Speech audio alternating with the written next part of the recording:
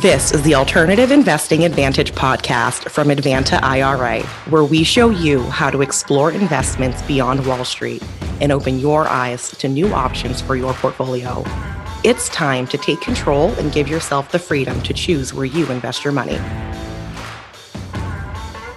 Welcome to another edition of the Alternative Investing Advantage podcast. As always, my name is Alex Perny. We're very pleased to welcome on today Vince Shorb with National Financial Educators Council. He's the CEO and founder, and today we're going to be digging into financial literacy, but not necessarily in kind of the cookie cutter that most people are familiar with saying, hey, here's some things for financial planning. The big issue that we kind of see in today's society is that people coming out of high school, even coming out of college with a business and finance degree, I didn't really know my head from a hole in the ground when it came to most things personal finance. I understood how to run complex equations and different things when it came to operating supply chain management, but I didn't know how to apply for a credit card. I didn't know anything about how the finance system worked from a personal side. So helping to have people that are better educated, and also helping if you're parents, if you are parents of a child, how to broach this topic with your children and how to make sure that, people coming out into the workforce, people recently independent, can kind of get a feel for what it means to be financially literate. So Vince, I really do appreciate you being on with us today. As the CEO and founder of your firm, it's certainly a pleasure to talk to people that have been in this industry for so long. So give us a little bit of background about yourself, and then we'll jump into the topics at hand. Alex, thanks for having me. And really, a background is from the short perspective, I was just frustrated at what I learned at school. I spent 4 years studying science. I'm not a scientist. I don't care. I like discovery. I can care less about science. I spent 2 years studying foreign language. I know a little bit of Spanish. It doesn't do me any good in any business sense. I took 4 years of history. Some of the stuff was good, civics and so forth. I spent 4 years in English. 2 years was useful. The last 2 years of English and British literature, absolutely useless in my life. So I wasted a lot of time in school, and I was always in the back of class reading my dad's investing books, always had an interest in that early on. And it really grew from this frustration is, hey, I wasn't taught anything useful that is really useful to my life right now in terms of important things in my life, how to take care of family, how to make a difference in the world, how to make sure that the roof's over the head and food's in my mouth, right? And so we spend all this money in tax dollars in schooling to train kids on completely outdated topics where half of the things I learned in school, I can ask Alexa right now. So that's how the company formed. And I always had an interest in money, and I got into financial services. I wanted to spread that knowledge and help people with their finances. And I realized during that time I might have been putting a Band-Aid on some issues as opposed to addressing the root cause of a lot of their issues. And that's where I really started to think about getting into this education industry. We launched this company back in 2006-ish area. And now today we're serving all 50 states, 60 countries, and helping local areas build and scale financial wellness programs, whether it's teaching groups or coaching individuals.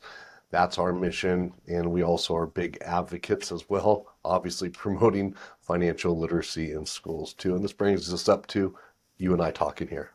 Fantastic. Well, I definitely appreciate the background. And it's funny how so many people fall out of favor with what they went to school for. And the odd part is I'm in the minority of people that went kind of right into the market segment that I studied for, business and finance. And I'm a finance professional, but I have a cousin who went for marine biology, and now he's a staff attorney for Merrill Lynch. So interesting. Yeah. Marine bio to being a finance attorney. So it's one of those things where, again, and that's getting back to the literacy part of it is, kind of needing to know what you need to know, and no one knows what they don't know. So let's kind of maybe look at this from a high perspective, and then we'll drill down. And I forgot to mention this in the pre-call. I like to take notes when we talk, so if I'm looking down, I'm not looking at my phone. What would you say are some of kind of the core issues that you see in the populace in general when it comes to, again, what they don't know that is, again, high level, that is kind of easy to digest, but just gets glossed over a lot? Yeah, I think the main part is I think people overcomplicate personal finance. Really, I look at personal finance as one goal initially when you become adults, which is making sure you're able to save money, right? I think that's the barometer of success early on for the foundation stage. Later, investments and growth are important, but that first stage, it really matters how much you're making, what your expenses are, and the main barometer is, are you able to save? Now, there's other nuances in there. Maybe your credit's bad, it's impacting your interest rates, and you can do some work there to lower your expenses. But really, when we look at it, those are the three key things.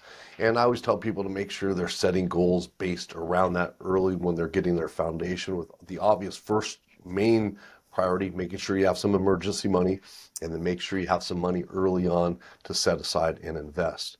The biggest pitfalls I see leading up to that: college debt, student loan debt, credit card debt, big car purchases, right? I see a lot of fancy cars out there. I know if I'm looking at the population, I know what they're making and the basic socioeconomic status, there should not be that many fancy cars out there. So I think a lot of the pitfalls, again, are very simplistic. So a big role that we try to do is simplify personal finance, at least at the beginning, right? Beginning of adulthood, and then later, right? We're encouraging them to find those investments and that interest to grow and expanding their money. Or it does get more complex. You need a good team, you need people you trust, and you need to focus on continuing gaining knowledge and watching the market. But at least the foundation, it's pretty basic for people out there. Yeah, definitely. And to your point about cars, it's the average price of a new car right now is 45,000 and change. That is insane. I mean, that's a very expensive vehicle. To the point where it doesn't even have to be a fancy car, just a new car in today's market. And if it's fancy, I mean, sky's the limit. But Yeah. yeah, it's especially in today's market, understanding, again, to your point, not to overcomplicate it, but understanding, what you can afford, I think is kind of a core focus of any personal finance plan that, again, is not really taught or explained to people. It's just that, hey, you have money and you have some savings. Okay, well, don't spend all of your savings, but how to kind of budget, how to know what you can and can't afford as it, relates to what's going on out in the world. Now, to your point of kind of understanding that basics of, money in, money out, what you need to save, what are some good kind of stepping stones? And I would say even from the perspective of the education on how to educate children, because again, a lot of this isn't communicated. I love my parents, they're wonderful people, but by no fault of their own, they didn't really teach me much besides just, hey, here's a checking account, here's a savings account where you can put some money. I had to figure it all out on my own budgeting and figuring out, what didn't work. So, maybe from that perspective, let's kind of dive into how this can be better explained to people, especially if you're coming from the perspective of a parent. Yeah, great insight there. And really, I think the foundation of people's financial habits as adults are rooted in childhood. Studies out there show financial habits form between 7 and 9.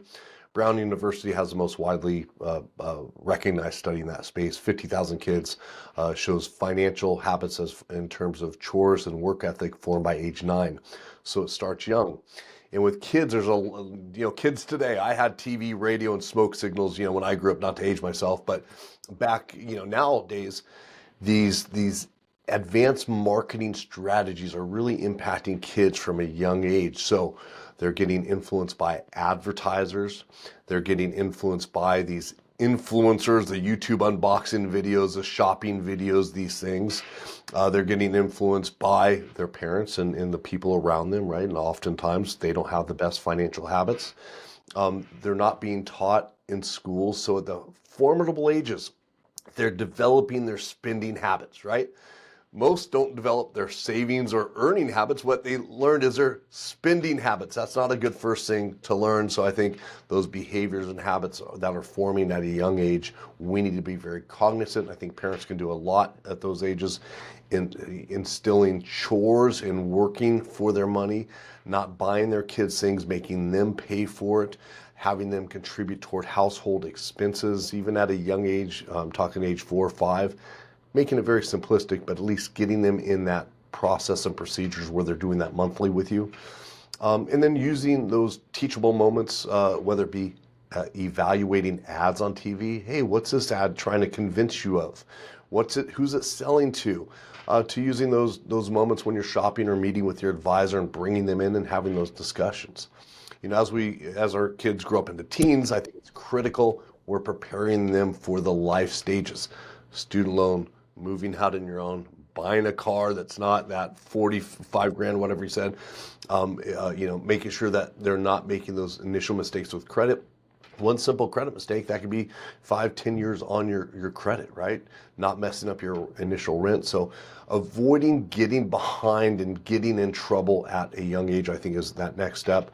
And then, for adults, it's really different. A lot of times we haven't addressed those behaviors and habits we formed young. But because every adult has different plans, goals, dreams, aspirations, financial situation, I think the first step for anybody is having a plan. And I would say every student should graduate with a financial plan. Hey, do you want to be wealthy? Do you want to have that 10 million bucks and be able to kind of call your own shots? Or are you happy with working 4 days a week and having a day off, extra day off a week? Or, hey, did you find a passion project? You don't mind working 7 days a week, and you're, do you want to be the big spender, conservative spender?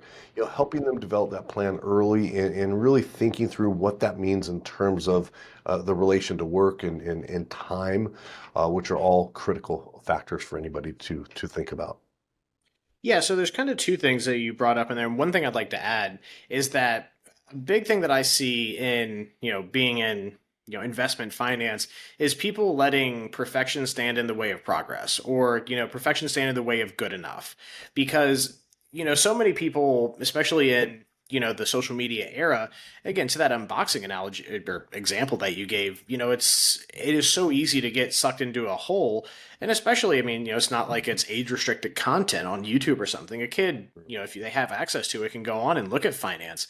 And they see these things where it's like, oh, you need to do this by then. And, they have all these other people kind of injecting their thoughts into their, psyche, whether it be someone like a Dame Ramsey or someone that's saying that you need to live in a duplex and rent the other half out because it's the only way you're going to get a debt-free home. Again, taking a little bit of agency in the education of your children to, again, step back. You don't need to be, a PhD in personal finance by the time you're 18. But again, understanding, hey, what do you want in life?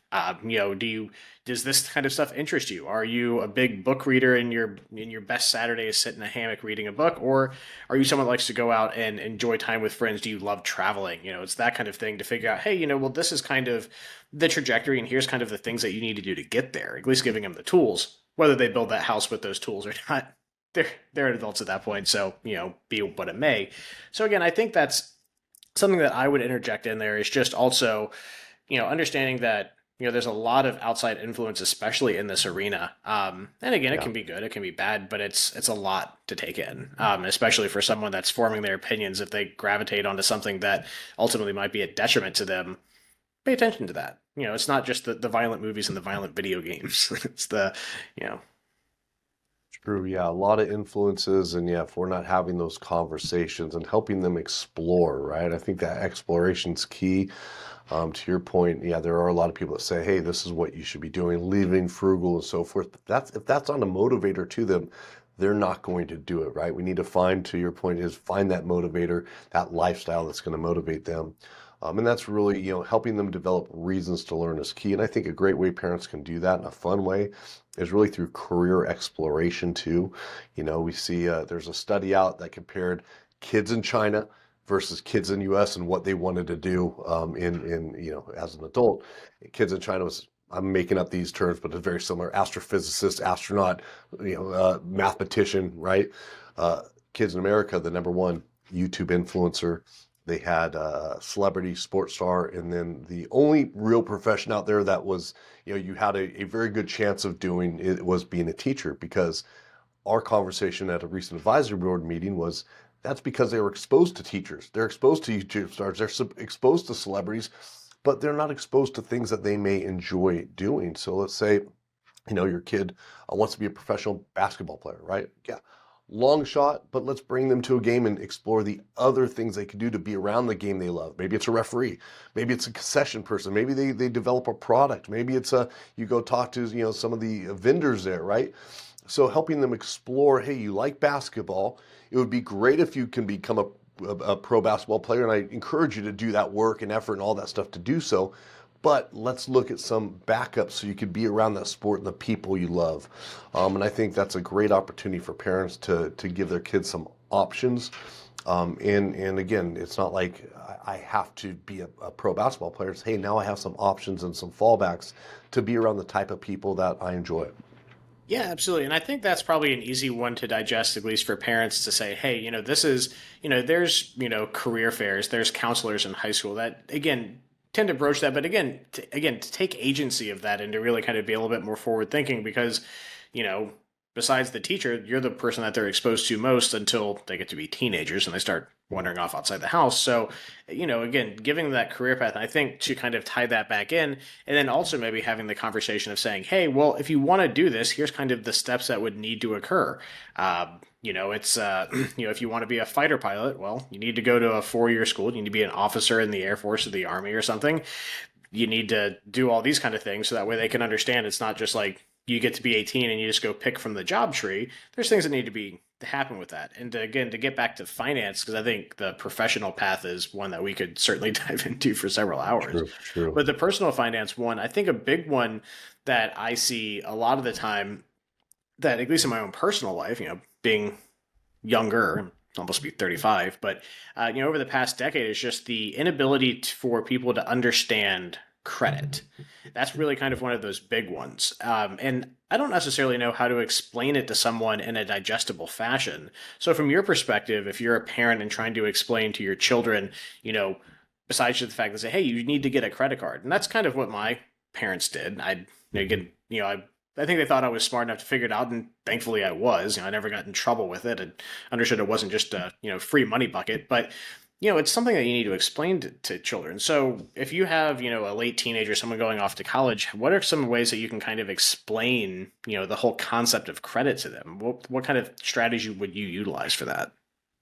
Yeah, it first starts with their goals, right? So, hey, if they mention in their goals they want to buy a home or buy a car, relating the big picture. So, zooming out, how does credit fit in on the big picture, right? Where would you need credit? So, if somebody says, hey, let's learn about credit, I'd be like, back in my, 10-year-old self, I'd be like, I don't care. What's credit? What does it do, right? It's a score. I don't care about credit score. But if you can zoom out first, show them on their particular plan that they shared with you, how it relates to getting a job, how it relates to your ability to buy a home, ability to buy a car, even rent a place and move out on your own. I think that's a good first step. And then, highlighting the impacts of the risk as well early. Hey, if you mess up your credit, right, and you can't rent a place, you're going to be living with us and under our rules at age 30, 35, 40, right? So, highlighting the risk, really drilling down on that. So I always like to start education with positive. Hey, here's what can happen if you build good credit, and here's how it relates. Also the negative, here's the risk, right? You can get yourself into big trouble, debt. You could be living with me or needing to borrow money from friends and family. And then I get into the nuances, right? And trying to really simplify it to start, and then, driving down the education. But hey, you need to, they're loaning you money in a sense. You need to pay that back on time. And you need to do some other things, keeping your overall debt low and getting on a regular structure on paying that on time and keeping your debt to a minimum. And just really trying to oversimplify it initially. I do like when parents are involved in that early. So instead of just throwing them on the 2-wheel bike, giving them the training wheels. So you're saying, okay, hey, you're going to get your first credit card while you're under the roof. I'm going to be kind of the master controller. You can use it as you want, and then if you get in trouble, I'm taking this over, and you're going to have to pay it back in a certain way. So where there's parental oversight, I think is a nice segue. So if they do forget to pay the bill 1 month, and the parents there to catch it. What did you do wrong? What happened, right? And there should be some punishment and some things associated with that, whether they be paying extra to you, whatever. But where there's parental oversight, so it's not that risk. Again, one small credit mistake, that's going to follow you around for a long time, can impact jobs, all those other things. So having some parental oversight, it always reminds me, my dad taught me to drive, right? He didn't just give me the keys, throw me out on the freeway, say, hey, go figure it out, right? took me to this wide open parking lot, a few light poles. And I remember every time I'd get within, first off, he was, okay, put your foot on the brake, start the car, let off the brake a little bit, put into, drive, let off the brake. Now, put it back and put the brake back on. So that was step by step he taught me. Then it was, okay, now put a little gas, now turn, right? But I still remember even then getting within 10, 20 foot of those light poles, I'd get nervous, tense up, just because it was a new skill. So I think, my point there is, hey, for parents to have some oversight and to make sure they're getting their credit cards early and making sure that you're protecting them while they're developing that skill set. Nowadays I'm driving with one hand on the phone eating. No, I'm just kidding. But you get the point. It's like, it's a comfortable thing now. I could drive a parking lot, no problem. But it was because I developed those skill sets in a safe, secure environment. I think that's what parents can provide their kids. Yeah, I really like the car analogy. I had a great conversation with a accountant named Melissa Leone. She's specializing in her subspecialty of expertise is female empowerment in personal finance, and she uses the car analogy too. So you walk out, you look at the car, okay, you get in, left, right, okay, we're looking at our financial plan, you got to back out of the driveway, and eventually you get to the point where, yeah, you can get on the highway, get off the highway, you have everything around you, you know how to go get gas, you know how to, again, change the oil. That's, to that effect, I like the car analogy. And that was also a really great conversation for anyone listening. I'd recommend that episode. But back to the point. So we've kind of covered, in general, saying, okay, let's set some goals with your children and start from an early age of identifying, hey, what are these influences that are coming into you? Is this good? Is this bad? Kind of, again, starting small with, good versus evil. It's like, this is trying to do something to you. This is maybe some better source of information. Understanding that information for information's sake is not all created equal. These, there are vested interests behind some of these people that are parroting these ideas to you. But then again, let's kind of, I think the very basics are easily digested. But once children start to get older, if you haven't had a little bit of a hands-on approach, again, there's some different things that need to be taught, and it's past just balancing a checkbook.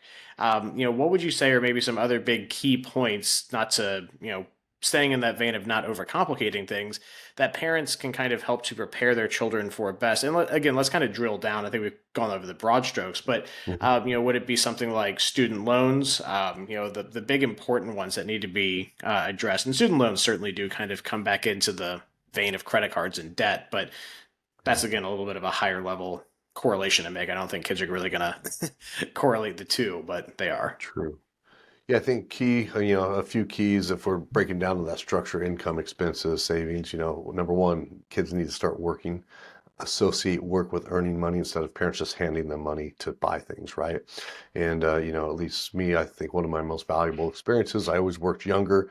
I got a job at 15, in California 16, but my mom had a friend there, so I got a job as a busboy, and it taught me good work ethic, right? And I think that's a core one, helping them develop a strong work ethic, because if you don't have a strong work ethic, you're not going to get paid what, to your potential. So I think that's a core thing we need to teach kids.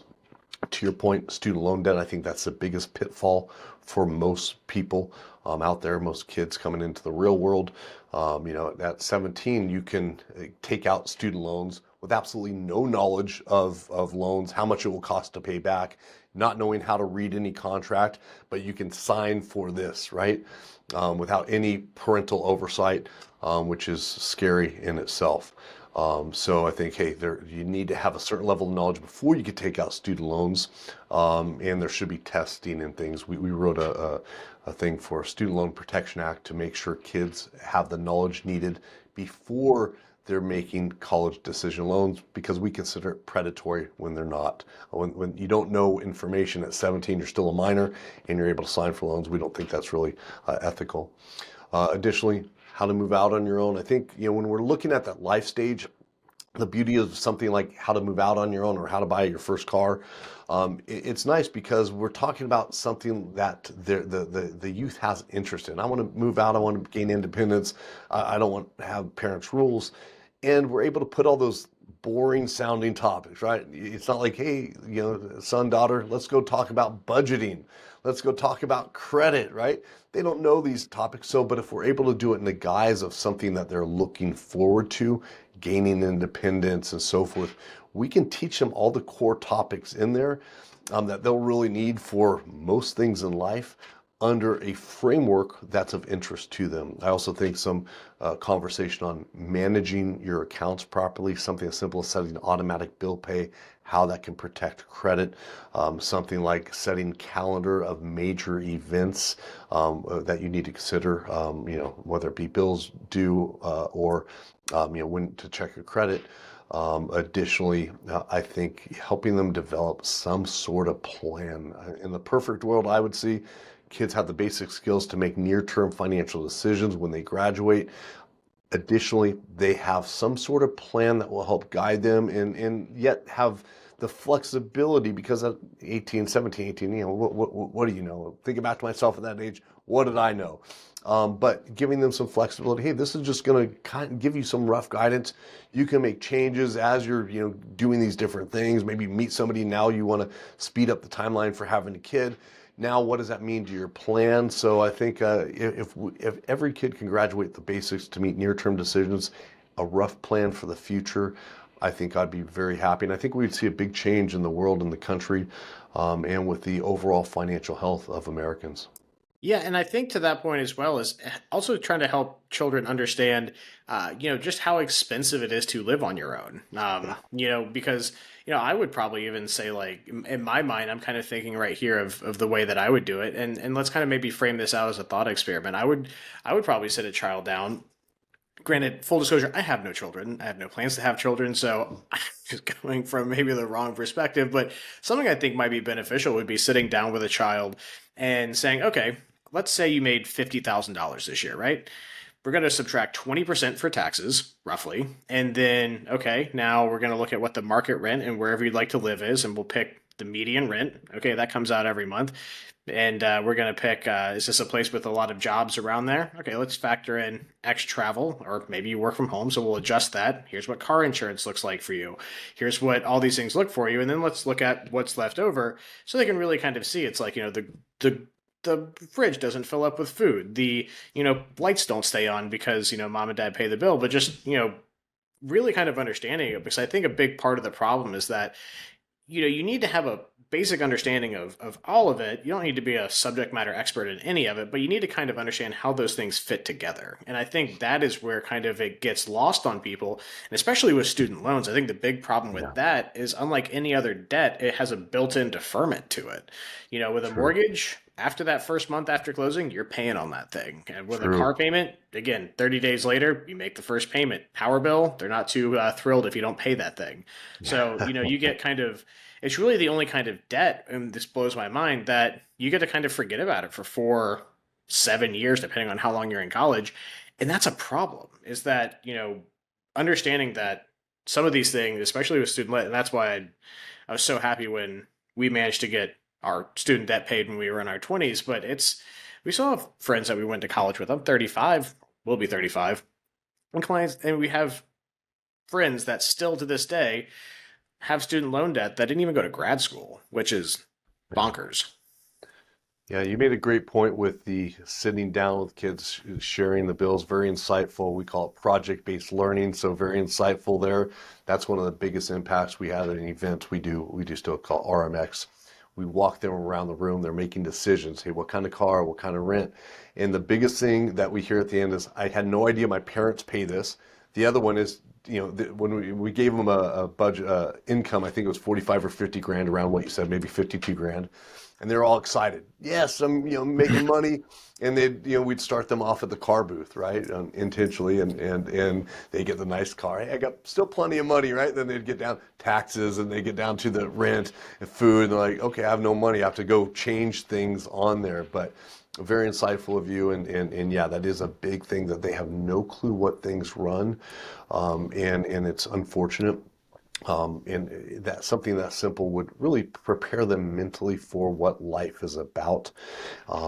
It's parents can do that because again, it's not taught in schools, and student counselors aren't doing really anything there for student loan debt. You know, I agree with your point too. If you're not feeling the pain after the first loan, right? You take out $5,000, now you have to pay back $50 a month. If you're not feeling that $50 a month pain and you're deferring it, 4, 5, 6 years, whatever. You're not going to realize till that first, $600, $700, $800 bill comes in. It's like, oh damn, now what I got myself into. I have that conversation a lot with people, and it's really unfortunate. My student counselor, she said, okay, just go to 3 or 4 colleges and tour the campus and go to the one you like the most, right? And which makes absolutely zero sense, but that was her advice to me. So, parents, you need to get involved on that aspect too, in helping your kids plan. And there's so many alternative ways to learn cheap, at least the first few years. That there's opportunities for them to really get out education on a very affordable basis still in this country. Yeah, absolutely. And that's another part about this is that even if you are a parent and you need to get more education yourself personally on this, because let's face it, just um, time doesn't necessarily make an expert out of everyone. There's 90-year-olds that make very poor financial decisions. Yeah. There's 18-year-olds, which I would say by and large probably make way more bad financial decisions, but it's not like your baby teeth. They don't just fall out and you grow out of it. They can stick around for a long time. So, to that point of kind of, looking at, how we can educate our children, I think that, again, that's great. And also understanding the, directions that they can go and making sure they have a good basic understanding of how it works to live in society, I think is fantastic. And I don't think it's something that people, what I like about it is kind of ideal agnostic. You don't have to be, left, right, and center political, no matter where you live. These are just things that need to happen to exist in society, which is one reason I like the financial literacy topic that we're discussing, because it means something to everyone. You don't have to. I find it hard to believe that there's someone out there that thinks that financial literacy is a bad thing, and if they do, I mean, there's the reason Baskin Robbins has 32 flavors, I guess, but it's a tough one. Yeah, So no, great point. I just want to build on that. So great yeah, insight there. We do studies on that. Over 80% say, hey, it should be taught in schools. So every time we've done that study each year, closer to 84% this year.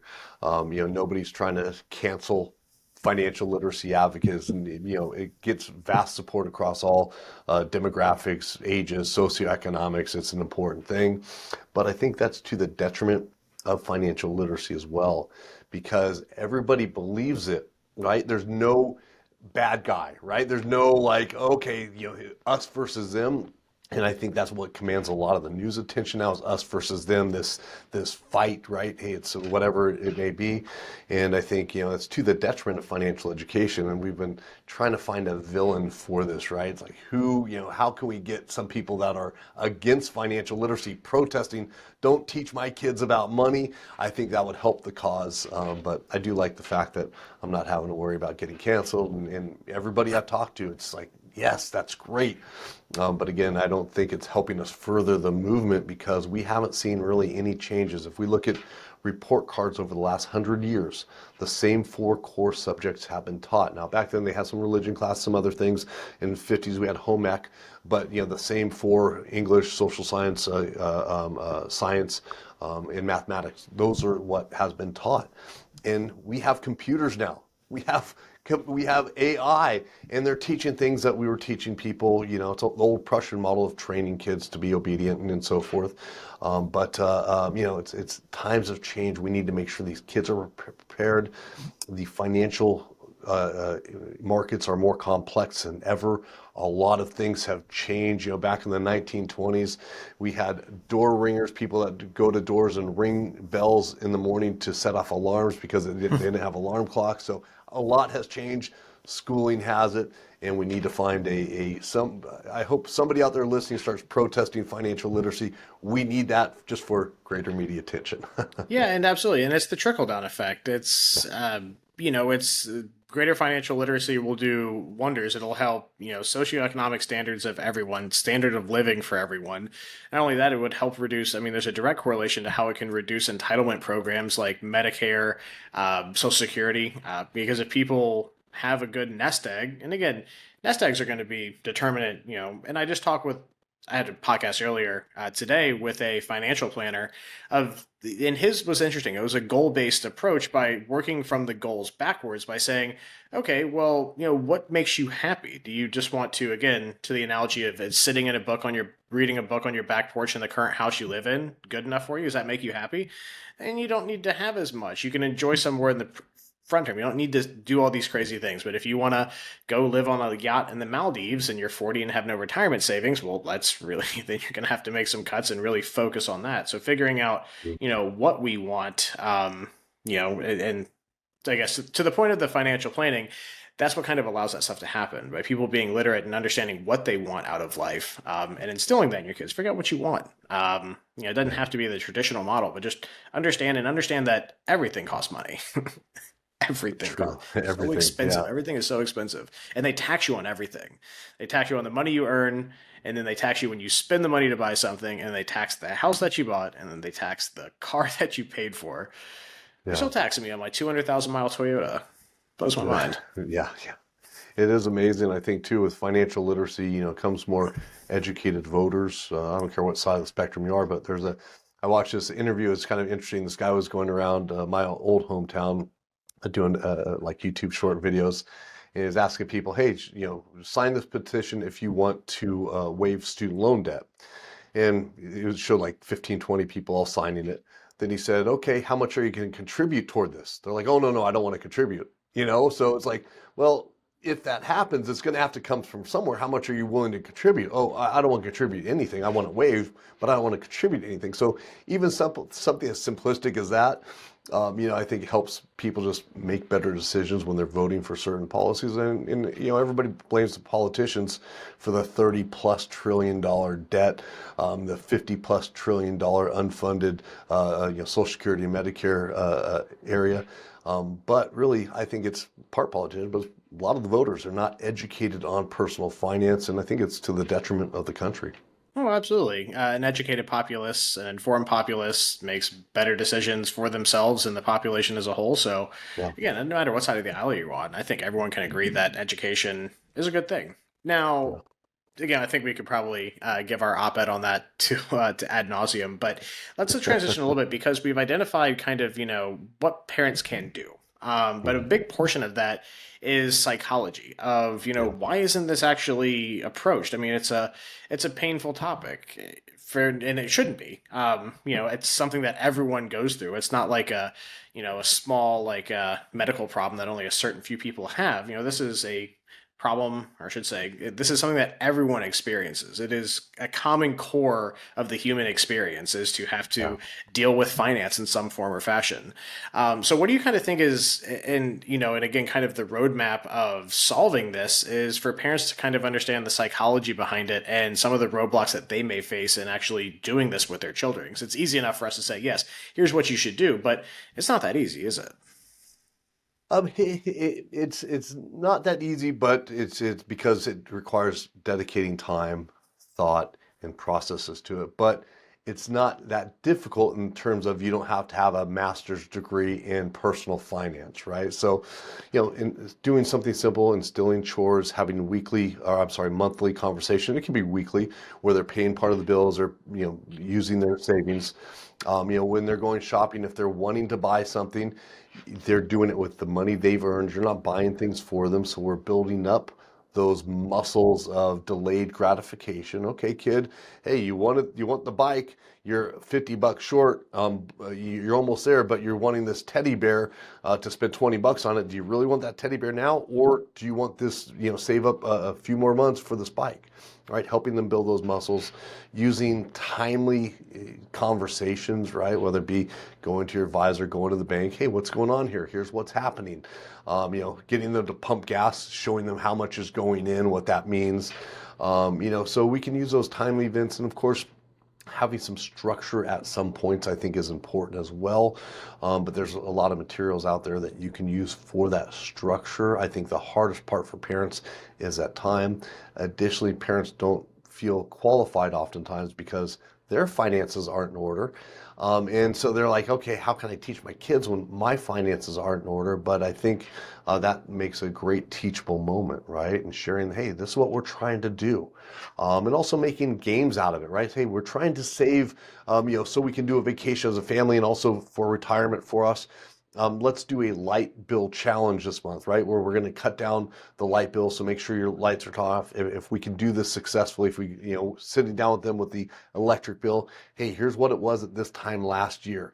Here's what it was over the months, right? It was $200 last year. If we get that down to 180 this year, let's go have a pizza party or something, whatever the family loves to do. So we're teaching them in fun ways. And I have a funny story in that a parent actually said, yeah, my kid's actually harassing me to shut off the lights now since they did that. And they're only one, hey, mom, you left the light on, right? We're not going to get this thing. So, it can kind of work in reverse order as well if you're just doing that. But I think the biggest thing for parents, you don't have to be an expert.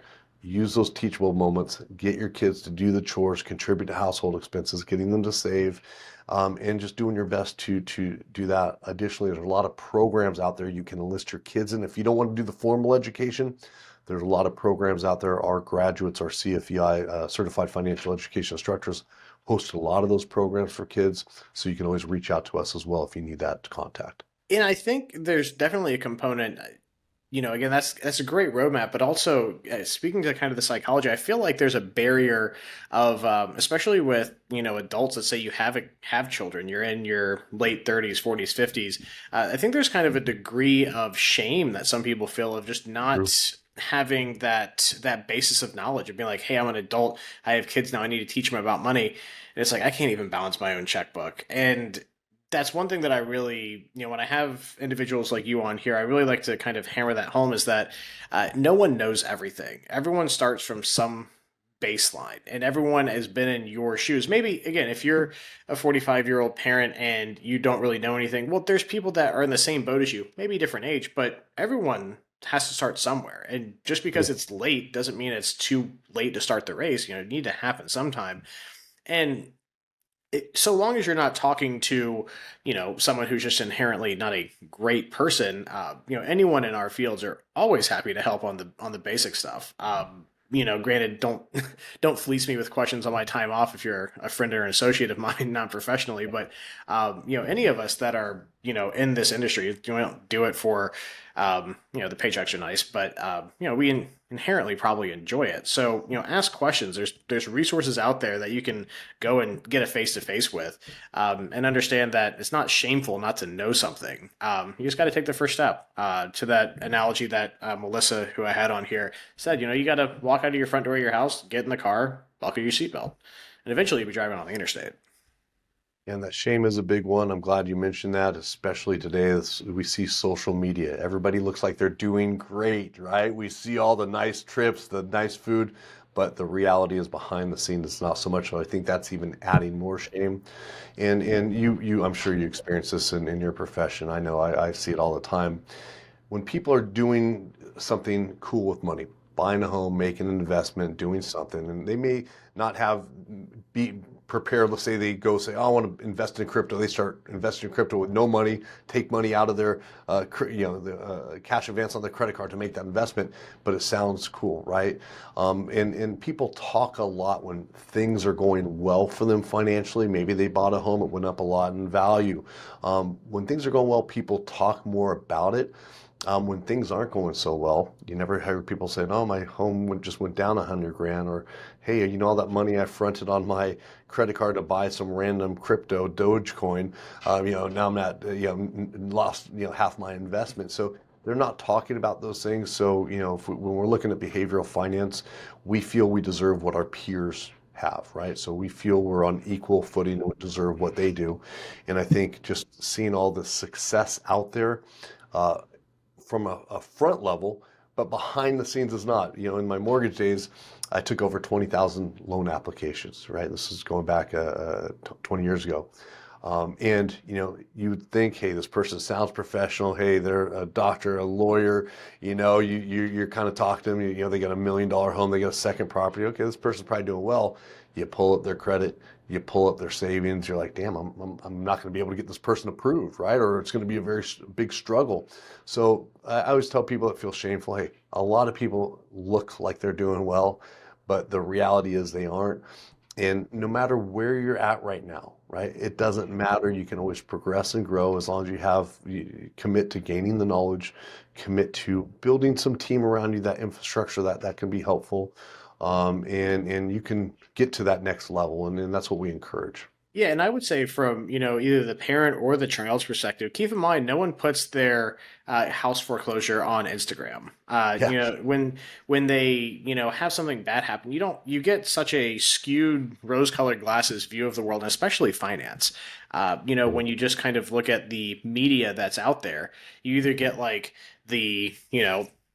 you either get like a Dante's Inferno view from some pundits, or you get this whole thing where it's like, look at all these amazing things, and the reality of it's nuanced. There's middle ground to it, but you don't see 80% of that nuance. It's either like one polar extreme or the other, and just like with life, it's on a spectrum. There's all the colors of the rainbow.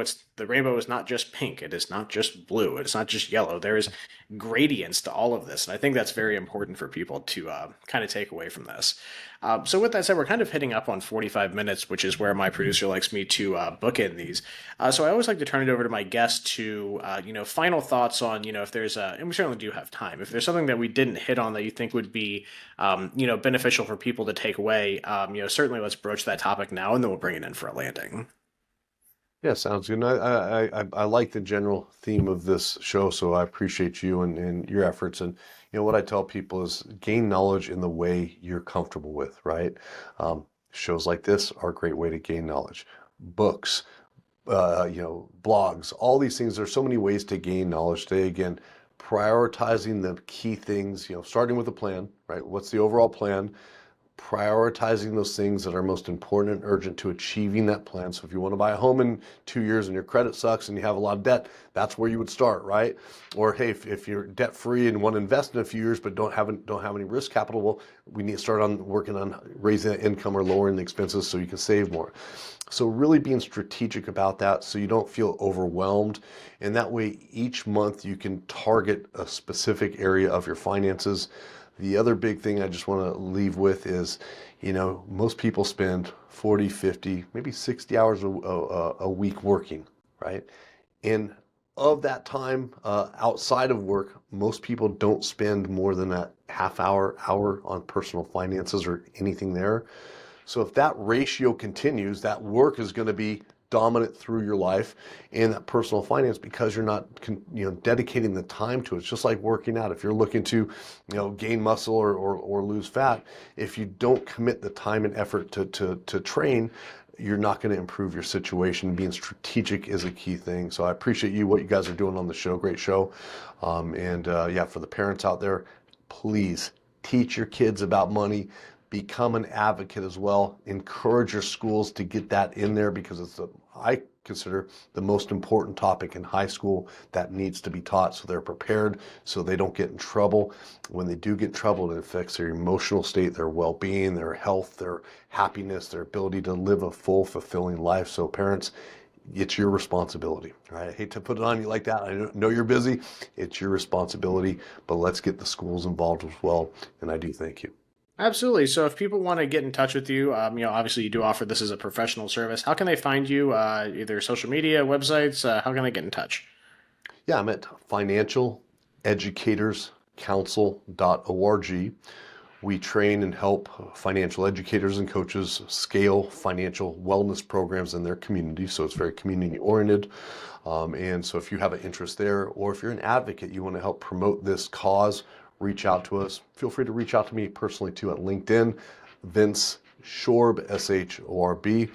And Alex, thanks again for having me. Alrighty, Vince. Well, thank you so much for being with us today. Great conversation. Well, everyone, thank you very much for joining with us today on this edition of the Alternative Investing Advantage podcast. As always, my name is Alex Perny, and have a great day. Thank you for tuning in to the Alternative Investing Advantage podcast. Tune in next week for more investing tips and strategies. Want to hear more episodes of the Alternative Investing Advantage? Search podcast at advantaira.com and subscribe.